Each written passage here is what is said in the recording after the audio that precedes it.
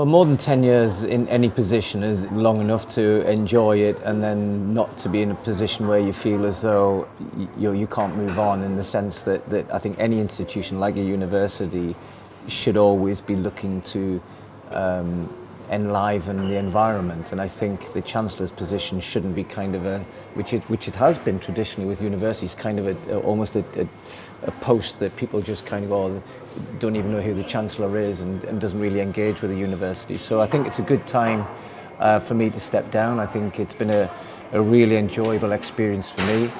It's been one in which we've seen the university grow and be incredibly successful. And new team now, executive team, and really exciting future going forward. So it seems like a good time to step down and let somebody else pick up this role. Well, Peter Fidler, who was Vice-Chancellor at the time, asked to come and see me, and we had a bit of a natter. I mean, I had been doing various things in that sort of ensuing period with the university, and I'd kind of been to one or two formal occasions and things. So the relationship was there, and I knew David, the previous Chancellor, David Putnam, really well as well. So a couple of conversations with Peter Fidler, checking with David that I wasn't stepping into anything that I wasn't aware of, which obviously wasn't the case. So it was an easy yes, because I've had an association with.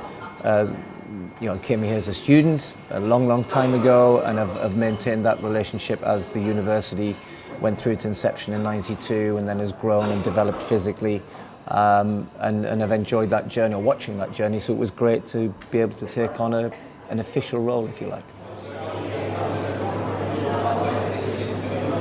Most of the things you sort of remember are quirky, daft little things. A lot of things you do as the Chancellor are the actual ceremonies. I think the most challenging day we had once, I mean, bearing in mind they're meant to be in the summer, and that's why we have them outside at the Stadium of Light, which is a brilliant place to have them.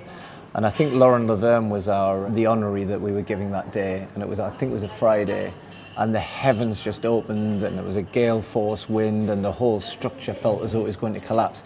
And as we were trying to conduct the ceremony, the audience, i.e. apart from the students, but the parents and friends and family, just were disappearing into the stadium to get out of the way. And we were sort of preaching to ourselves, and we raced through all the speeches and raced through the final graduates who had to come across the stage to get it done before we felt as though the whole thing was going to collapse. Thankfully it didn't.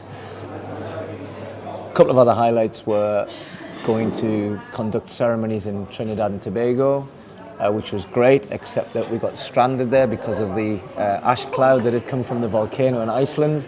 I could write a book about that particular trip. And I was able to bring a few friends and people known on an international stage to receive honoraries. So Seb Coe, after the tour, it happened in 2012, that was great. Michael Johnson, who's one of the world's greatest athletes, Eddie Izzard. So I think those sort of memories around ceremonies and things are the ones which I'll sort of cherish. I think there's more of a place than there ever was.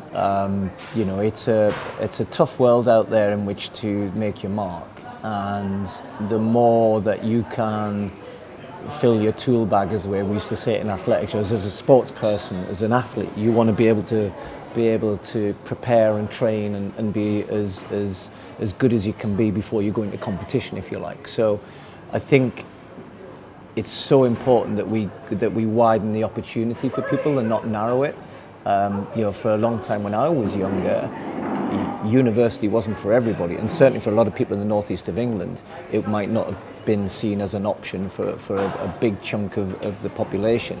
That's changed a lot, and it needs to continue to change. So if anything, we need to keep widening the offer, keep widening the opportunities for people, not only where they can study, but what they can study, and particularly the cost of studying. I think that's my biggest concern going forward. It's how do we make sure that if anybody wants to further their education as far as they want, that it doesn't become prohibitive in terms of cost. That is a challenge, obviously. It's one which people have different ideas around, probably depending on your politics to some extent, but I think that's, those two things need to be sorted out. Widening opportunity, widening the offer, if you like, but also managing to make it affordable for anybody who wants to go down that route. Wow, that's a good question. Any question which makes you kind of go, what would I have done if, is always a tough one. You know, what is on offer now to people in terms of what you could study. I work in the world of media. You can obviously go and study that. That was never an option. I work in the world of sport, where sports science, although I did a bit of it, 30 years ago, more than 30 years ago, it's now, there's lots of little niches within that which are hugely interesting, which I'm part of it. There's things around genetics and all sorts of things which I'm actually really interested in.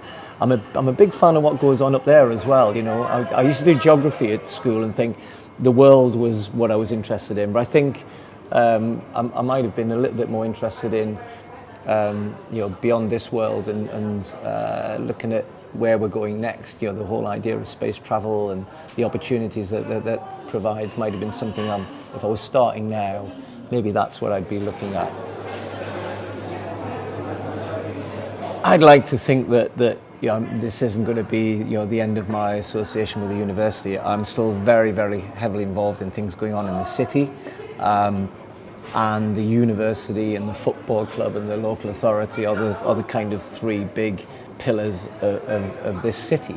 So anything you do in and around the city is going to involve the university inevitably. I have good friends still here working here. I'm sure that I'll get to know some of the newer people coming in as well. So it's the end of one chapter, if you like, but it's not a goodbye in any shape or form.